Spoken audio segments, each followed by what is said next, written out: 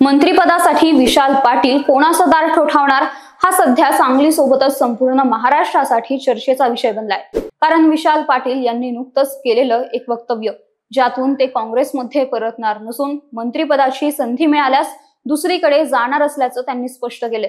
त्यामुळे नेमकं विशाल पाटील काय म्हणाले, विशाल पाटील काँग्रेस सोडून कोणासोबत जाणार आणि लोकसभेला विशाल पाटलांना तिकीट न देण्याचा निर्णय काँग्रेसला नुकसान पोहोचवणार का, ते जाणून घेऊयात आजच्या या व्हिडिओमधून। नमस्कार, मी श्रेया, तुम्ही पाहताय महाराष्ट्र कट्टा।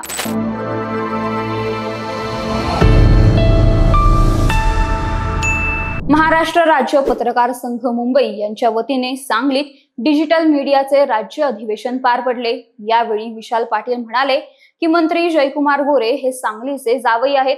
आमच्या शेजारीच गोरेंची सासूरवाडी आहे। गोरे पण प्रथम अपक्ष आमदार म्हणून निवडून आले, मी पण प्रथमच अपक्ष खासदार म्हणून निवडून आलोय।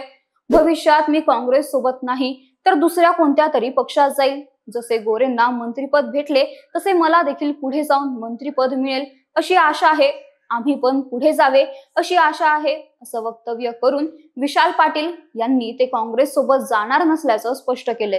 गोरेंना मंत्रिपद भेटले तसे मला देखील पुढे जाऊन मंत्रिपद मिळेल अशी आशा आहे, असं विशाल पाटील यावेळी म्हणाल्याने सध्या विशाल पाटील मंत्रिपदासाठी कोणाचं दार ठोठावणार याच्या चर्चा रंगत आहेत। ज्यात विशाल पाटील यांच्या बोलण्याचा रोख पाहता ते सत्तेतील पक्षासोबत जाणार असल्याचं प्रतीत होतंय, ज्यात ते शिवसेना व राष्ट्रवादी यांचा पर्याय न निवडता भाजपामध्ये जाऊ शकतात असा अंदाज आहे।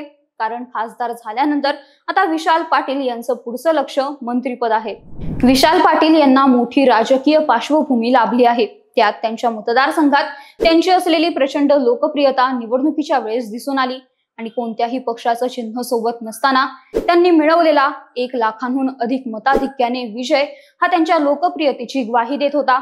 अर्थात या विजयाला काँग्रेसने छुप्या पद्धतीने पुरवलेल्या मदतीची किनार होतीच, पण त्यामुळे विशाल पाटील यांचं कर्तृत्व नाकारता येत नाही।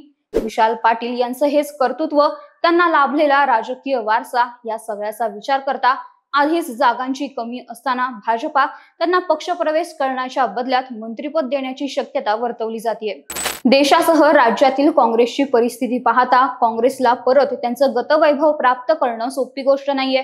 अशात अनेक प्रभावी नेत्यांना विरोधी बाकावर बसण्याची वेळ आली आहे। त्यामुळे काँग्रेसमधील अनेक नेते पक्षातून बाहेर पडत आहेत। अशातच लोकसभेवेळी तिकीट न मिळाल्याने काँग्रेस पासून लांब झालेले विशाल पाटील हे सर्व परिस्थिती माहीत असताना राजकारणात आपलं वर्चस्व वाढवण्याच्या काळात काँग्रेसमध्ये जाऊन पुन्हा चूक करणार नाहीत। त्यांच्या नेतृत्वाला वाव मिळणं आणि त्यांची प्रगती होणं काँग्रेसमध्ये राहून शक्य होणं तसं अवघडच आहे। त्यामुळे पुढील राजकीय वाटचालीचा विचार करता त्यांनी अतिशय विचारपूर्वक हा निर्णय घेतला असल्याचं जाणवतं, असं मत अनेक राजकीय जाणकार व्यक्त करतात। काँग्रेसमध्ये पुन्हा परतणार नाही, विशाल पाटलांच्या या निर्णयाचा कोणाला फायदा होईल ते माहित नाही, पण काँग्रेसला त्यांच्या या निर्णयामुळे नक्कीच नुकसान होऊ शकतं। लोकसभा निवडणुकीत सांगलीची जागा महाविकास आघाडीत ठाकरेंच्या शिवसेनेला सुटली होती। त्यानंतर काँग्रेसच्या विशाल पाटील यांनी अपक्ष निवडणूक लढवण्याचा निर्णय घेतला होता। त्यानंतर आघाडी धर्म न पाळता लोकसभा निवडणुकीत विशाल पाटील यांना निवडून आणण्यासाठी काँग्रेसचे नेते विश्वजित कदम यांनी अप्रत्यक्ष मदत केल्याची चर्चा राज्यभर रंगली होती। स्टेजवर एक आणि खाली एक अशी भूमिका घेणं योग्य नाही असं म्हणत राष्ट्रवादीचे नेते जयंत पाटील यांनी सांगलीच्या सभेत विश्वजित कदम यांना अप्रत्यक्ष टोला लगावला होता। मात्र तरीही काँग्रेसच्या कार्यकर्त्यांनी विशाल पाटील यांना सपोर्ट केला आणि ते जिंकून पण आले। विशाल पाटील यांच्यामुळे त्यांचे अनेक कार्यकर्ते काँग्रेसमध्ये काम करत होते। मात्र आता जर तेच नसतील तर काँग्रेसमध्ये त्यांचे कार्यकर्ते देखील नसणार अशी शक्यता आहे।